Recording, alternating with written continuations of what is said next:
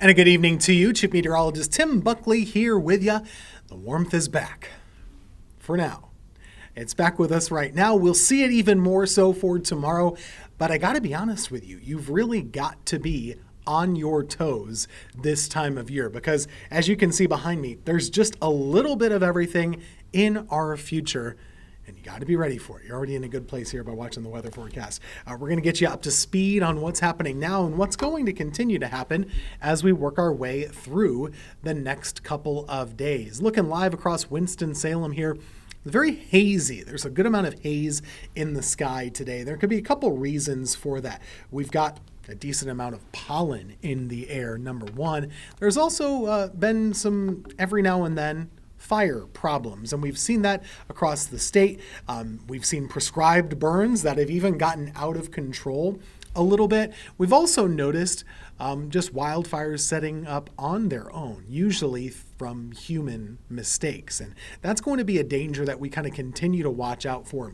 Dry air, low humidity, gusty winds, they're all a bit of a problem. And warmth, too, is what we're seeing right now. Temperatures are in the 70s locally at the moment, even close to 80. So it's a very warm evening of weather. We do have a bit of a breeze as well. That gusty wind has been coming in from about 20 to 25 miles per hour throughout the course of this evening. So it's warm and breezy now. It'll be even warmer and pretty breezy again for tomorrow. So you should kind of be counting on that. The weather across the country right now is really something. So let's kind of take a look. The Carolinas, easy to suss out here. We're all pretty warm except for along the coast. At the beaches, it's a little bit cooler with temperatures there in the 60s. Here's a live shot of Atlantic Beach. Hello to you. Why is there no one out there? It's a beautiful day.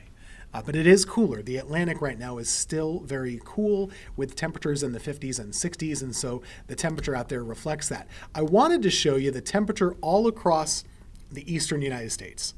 So take a look here. I'll even take myself off here for a second so you can kind of take a gander. Look at the difference. How about 40s in Chicago, 90s in St. Louis? That's the current temperature right now. So you have a spread of over 40 degrees in a short distance. Cleveland's 53, Cincinnati's 81. You get the idea here. This is pretty dramatic stuff. And so we do have that cold air right up against the hot air. There's a lot of action going on weather-wise in this part of the country right now. And then from there, we're going to see that battle zone shift to our area this time tomorrow. So what we'll find is that cold front getting closer, our temperature's going to drop in a great way, or in a big way, I should say, very, very quickly. So you should be expecting that going into tomorrow. I mentioned how there is some heavy weather up in that part of the country. They're seeing some showers and thunderstorms popping up. Now, it depends on where you are and if they're severe or not. Remember, the colder air is on this side of the front. Right up by Chicago, it's cold. But to the south, they're still in the heat. And so these are the areas that have to worry about severe weather potential in those zones. And they do have a pretty high risk of that today.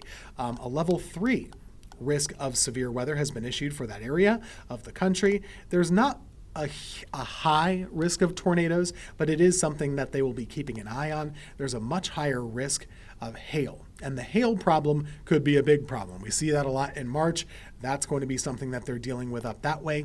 And wind gusts as well, also a bit of an issue. Now, will that shift our direction? Let's take a look at things here. As we work our way forward through tomorrow, where is that cold front? It's inching closer to us, and it's in the afternoon. Sometimes we say, gosh, we've got the warmth, we've got the humidity, we've got all these things. Those storms could be really problematic. I'm not so sure that's the case tomorrow, and the reason for it is pretty simple. The front should get here before the storms do. And that means the storms are happening more so on the colder side and don't have as much fuel to work with. So overall, the storm setup for us doesn't look that impressive, but we will still have probably the only potential over the next week of getting a little bit of rain. So let's time it out for you. Here's about 5 to 6 o'clock tomorrow. Take a look here. You see that shower and thunderstorm kind of moving its way through Virginia. It's getting closer, and there are some heavier downpours as part of that. That's 6 o'clock. Here's about 9 to 10 o'clock tomorrow. Notice the front's way down here. You've got rain on the backside. And then by midnight, most all of this is over with. If we're lucky, we could end up with about 1/4 of an inch of rain. I know that really is not much, but that's just the breaks here. It's not a very wet system, and it's moving pretty quickly as well. To show you a zoomed in view, if you have Friday evening plans, you can keep them outside, but it's a little dicey. This is just an example. Here's 7 o'clock. Before 6 p.m. you should be fine, but after that you're taking a gamble. There's the wind shift right here. There's the temperature trend. Notice how most of it is on the cooler side. Here's 9 o'clock.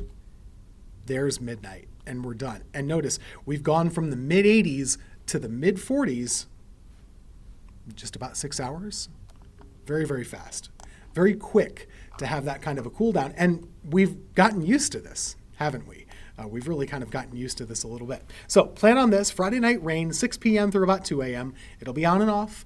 But there could be some thunder and there could be some heavier action also. Have the rain gear close at hand. And remember, don't forget your best tool in your pocket. Having that News 2 interactive radar with you on the go is a real help. I use it myself. I think you should as well as part of your outdoor planning. Now, for the weekend, we'll be in the 30s both mornings, 50s for Saturday afternoon, low 60s for Sunday afternoon. That's the trend as we go into the weekend. And a little bookkeeping, we will be watching the thermometer tomorrow to see if, and only if, could we break a record or tie one. I'm not so sure that we will, but it'll be close. The record high is 86. Our forecast is for a high of about 85. Something that we'll be talking about coming up on the rest of the program here is the drought. The drought has gotten, unfortunately, ever so slightly worse. It's definitely not gotten any better around here. We got new numbers today that just kind of underscore that, yes, it's still a thing. It's probably going to get worse before it gets better.